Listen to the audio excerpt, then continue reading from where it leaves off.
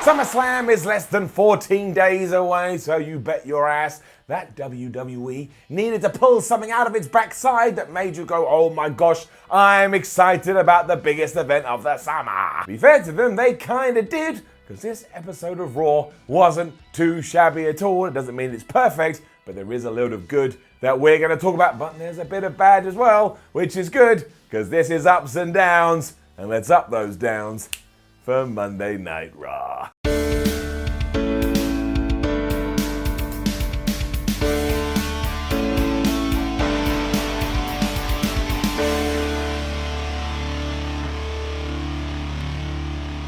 Raw began with a video for the 24/7 title that may as well have just gone lol, laugh emoji, laugh emoji, laugh emoji, because it made that thing look like an absolute joke. We then segued into the show proper, and we learned that we're going to get the first ever 24/7 mosh pit mixed title match. It was basically R-Truth teaming up with Carmella, and they're going to take on Drake Maverick and Rey Mysterio. And for some reason, even if the women win, the men get the title.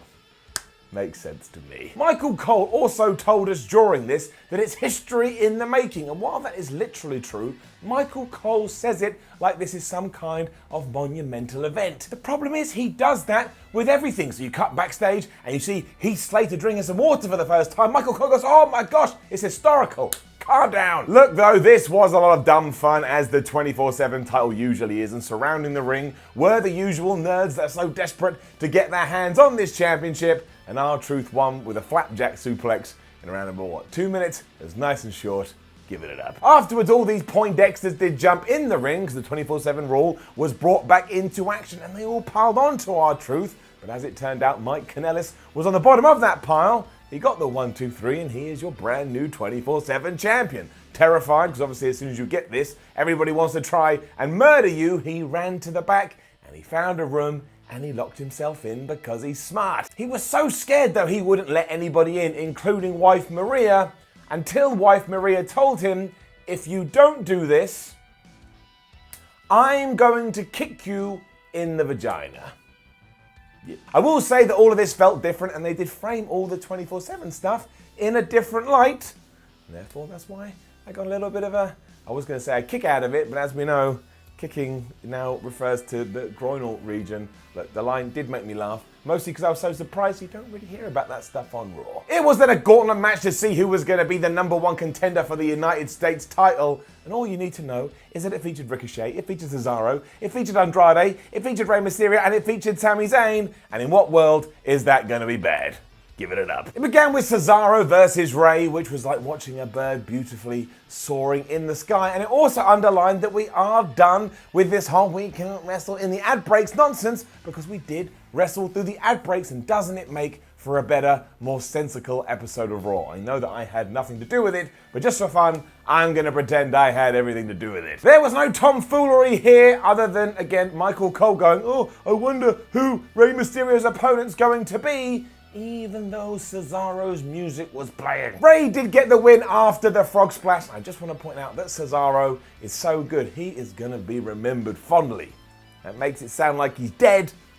Cesaro is not dead. It was then Sami Zayn, and why even waste your time? Why even bother? Just bring it down. Here it comes, the Sami Zayn tally. I told you there was a reason why I invented this, because my eyes saw it, and my eyes do not lie. He was rolled up here in around about 8 seconds. He did absolutely nothing. So mark it on there, and in case you don't know what the Sami tally represents, it's every time Sami Zayn has a match and gets beaten. That's right, he gets beaten every time, and more often than not, he gets beaten really quickly. Sami Zayn, in terms of his career, well, that kind of is dead. Andrade followed in after this, and you already know what to expect from an Andrade Rey Mysterio match. They kick all the ass, although we do need to point out that the wildcard brand split, what a joke that has become, because Andrade's a SmackDown superstar, and nobody mentioned that here. He just turned up, who cares? Andrade did act a lot like Eddie Guerrero during this, which I thought was going to rile up the crowd more than it did, and he won after hitting the hammerlock DDT. But because he is a giant butthole, he ripped Rey Mysterio's mask right off at one point. So hopefully means we'll finally get that blow-off match at SummerSlam, which is only 13 days away. Things got better still when Ricochet came off to finish the gauntlet bout, and while Zelina Vega kept trying to get involved, she couldn't make it work. And after Rick had hit the 630, he is your #1 contender for the US title. This was all fantastic. If you have been a bit upset with Raw recently because they don't focus on wrestling, WWE took all their workhorses here and made sure they had a good wrestling match. It was historic. Flipping Michael Cole. Then WWE had to ruin it because of course they did when they told Ricochet he had to say this. Hello, my name is Simon Miller and welcome to another unfortunate episode of Nobody Talks Like That. Ricochet, I know that somebody backstage gives you a script, but when it says something like, when I beat Samoa Joe to become US champion, no one could believe it. It was hard for me to believe. Some people can only believe what they see. So at SummerSlam, when I beat AJ Styles and raised that belt over my head, everyone will believe, and so will I. You may want to question it because although seeing something does make it easier to believe, that's like receiving a phone call from the tax office, the man on the other end of the phone saying, hey Ricochet, you owe us some tax, and you going, well, I can't see it, and therefore I don't believe it. Basically, nobody talks like that. We're then backstage with Mike and Maria Kanellis, and I don't know what WWE was going for here, but all I know is that when all was said and done, I felt really sad because Mike was really proud in the back saying, Maria, I did it, finally we're the champion. Maria didn't feel the same. She told him to lay down like he always does. There was a referee. She put one foot over him, and she did become the first ever pregnant champion and the first ever pregnant 24/7 champion. Now that is really specific. I mean, like, what's next? We're gonna get the first 24/7 champion to eat some pizza. But again, Mike Kanellis looked so crushed by this. It really put me in the dumps. I felt in the dumps. It is kind of an interesting angle though, because now who the hell is going to pin Maria, given that she's pregnant and she was playing up to that because she went up to Titus O'Neil's like, yeah, what are you going to do about it? And even walked through all the 24/7 schmerals and they wouldn't dare do anything. So at least we have changed track. We have to get away from Drake, Maverick and R-Truth eventually. We will see how this goes. A moment of bliss followed, and I think we can safely say that this segment barely ever works. I think we've had two good ones. Why don't we stop and give it a down? Basically, Alexa and Nikki Cross were here to show footage of people in the ring before Raw had even begun. And it was Fit Finlay teaching Natalya how she can get out of the disarmer. Becky Lynch didn't like that, so she arrived. She kicked Fit Finlay in the balls, and then she actually put the disarmer onto Natalya. We were then back in the arena with Bliss thinking all of this was awful, and then Becky Lynch appeared on the big screen and said, look Alexa, we're going to have a match later on. I hope you don't hurt your neck just by looking too far in the wrong directions. It's just talk shows, man. I don't like talk shows. What I do like it is when Raw has a lot of good wrestling, and then we had the Usos versus Gallows and Anderson versus the OC for the tag team titles. And that gets it up. A large reason for my love is that this went around about 20 minutes. If WWE actually starts coming up with some good tag teams and some good storylines that last a long time, maybe the division can actually be saved. It was also very well put together, and at one point Jimmy Uso gave Dawson a superplex from the top rope onto the outside, and he had to get caught by everybody else. But by the time Jimmy Uso was back in the ring and Gallows and Anderson had set him up for the Magic Killer, your eyes started to twitch because you were like, oh my gosh, are they actually going to give the OC the tag team titles? They smashed in with this. They got the 1, 2, 3, and that is right. You do have brand new champions, and it is Gallows and Anderson, and Dash and Dawson didn't even have to get pinned to lose their belts. This was really smart because now the OC look really dominant. They got the US Championship and they got the tag team titles. If only they could put Finn Balor into their ranks and make him WWE champion, it would probably be the best thing going. I know that's fantasy booking, but isn't it fun to dream? They celebrated backstage afterwards with AJ Styles, and I do not think I've ever seen three people more happy in my life. They were dancing on tables, they were having champagne. Good times all round. The Viking Raiders then beat some jobbers again, and look, it was fine, it was okay, they looked dominant, but I cannot forget how they've been treated ever since they've been called up to the main roster. And while the announcers wanted to tell us that all Gallows and Anderson better be scared, they better be worried because the Viking Raiders are coming, you also said that when Hawkins and Ryder were the champions, so please prove me wrong, but I'm calling in the boy who cried wolf, and I'm giving this a down. What the hell is going on with Seth Rollins though? Did we have a backstage meeting a few weeks ago? We went, man, he's just not enough of a dick. We should make him more of a dick. He's getting a down. The Street Profits were backstage doing their thing and pretending that one of them may even be the father of Maria's baby before Seth Rollins turned up and they were all like, yeah, boys, wicked. But as the Street Profits went to say burn it down, Seth Rollins cut them off and said, no, you don't do that. That's my thing. And they all did it together. This was so cringy, I wanted the floor to swallow me into the ground, and I was just sat there on my sofa watching it on television. It was not good. Also, Seth Rollins, how long are you gonna be ducking me? Again, a couple of weeks ago, you challenged anyone, anywhere. I accepted the challenge. The next week, I actually got in a wrestling ring, and you didn't turn up, so I got a victory over you, even if it was via count out, and now I'm back. What?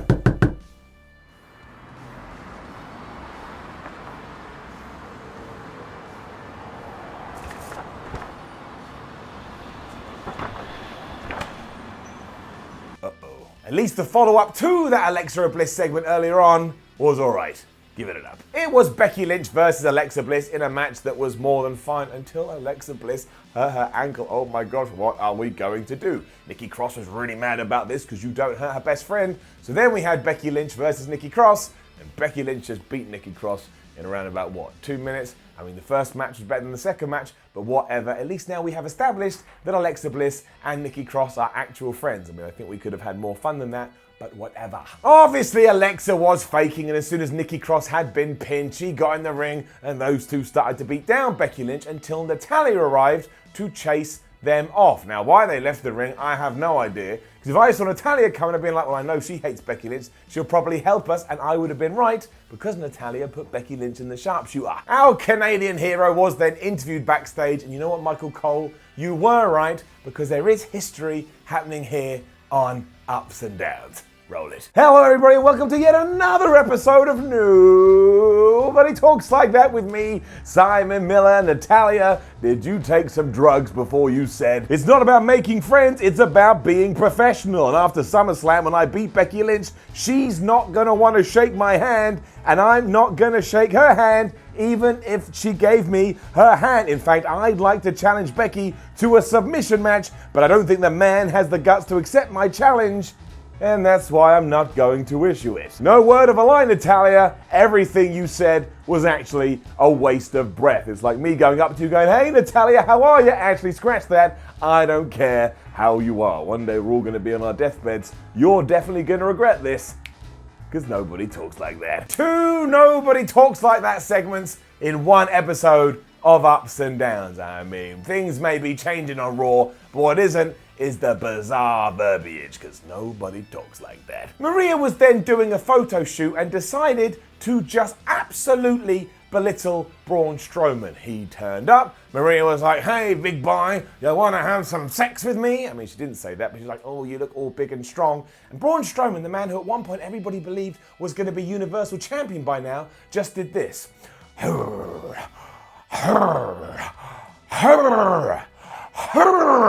It was terrible. Although on paper it was very confusing because it was Seth Rollins versus Dolph Ziggler, and the reason it did exist is because Dolph Ziggler had Sweet Chin Music HBK Shawn Michaels on SmackDown, so Seth Rollins was defending his honor. Like, I don't even know what that is. In like real world, Shawn Michaels would defend his own honor, but whatever. It became a match, as I said, as one-on-one, and it was very good. Give it up. Ziggler came out to HBK's music, which is always good because you piss the fans off straight away. And much like we've said throughout this episode of Raw, you've got Ziggler, you've got Rollins, they can fly around the ring like nobody's business. And this was all of the entertainment you needed. But we should focus on the end because that's when things got really good. Just as Seth Rollins was about to do away with Dolph Ziggler, Brock Lesnar's music hit and out came the Universal Champion to exact some revenge. Seth was ready for him, but he wasn't ready for Dolph Ziggler grabbing his leg, and because he was put at a disadvantage, the beast struck, and my word, did he strike hard. German suplexes, throwing him into the barrier, F5s into the ring post, and more F5s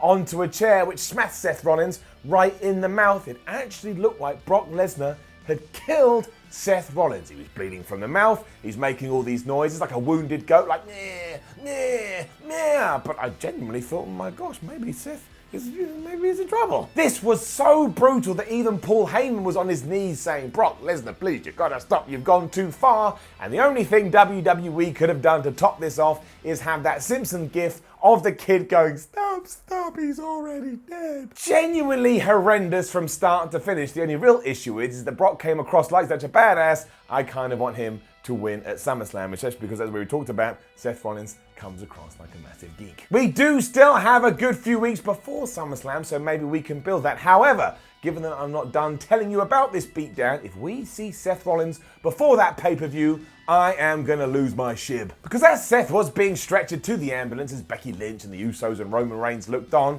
from nowhere, Roman Reigns was being beaten up by Samoa Joe, and the Usos were being beaten up by Gallows and Anderson. Now, I don't know whether that was like an intended distraction, but it did allow Brock Lesnar to stop the ambulance, and that was cool, because you saw the ambulance drive away, then it went whoop, and just stopped in its track. He opened the back door, he threw Seth Rollins off his stretcher, and then he gave him what I think is the most devastating F5 I have ever seen onto that makeshift bed. I mean, there is no way it couldn't have hurt Seth Rollins. He just hit metal, plastic, or whatever it's made of in his chest. If the idea of all of this was to make Brock Lesnar look like an unstoppable beast, WWE achieved that and then some. And if you have no plans to watch it, change your plans. It is one of the best beatdowns we have seen in years. And I hate saying this, but I will.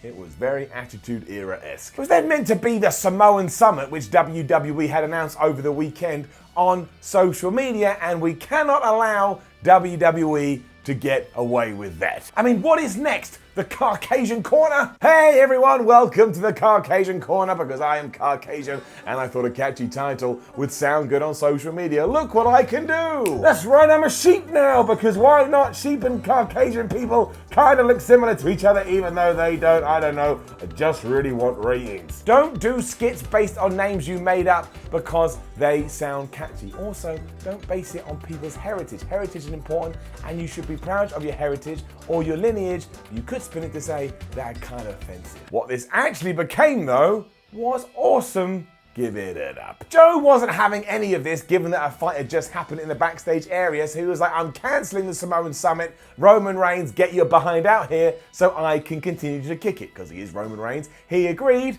and then those two started to brawl. They were soon joined by Drew McIntyre, Cedric Alexander, the Usos, and Gallows and Anderson, and at one point, Cedric Alexander climbed up on the video board and just did this crazy dive onto everybody. It, of course, ended with Samoa Joe getting speared by Roman Reigns. See, Samoa Joe, we got to bury him, and we got to job him out whenever we can. But the fact that we had loads of different people from loads of different storylines interacting with each other to end the show just made things more interesting. And if you can believe it, made you go, oh, maybe I should tune in next week because I want to know what the fallout of all of this is going to be. Corey Graves also made sure to sell the worry that Seth Rollins may no longer be alive. So now you got loads of questions that need to be answered on WWE TV. You also got a bunch of guys going to war, and it tied into SummerSlam, which is what we should be doing right now. So while a lot of this Raw was a bit nuts and it was a bit crazy, I thought it was one of the best put together shows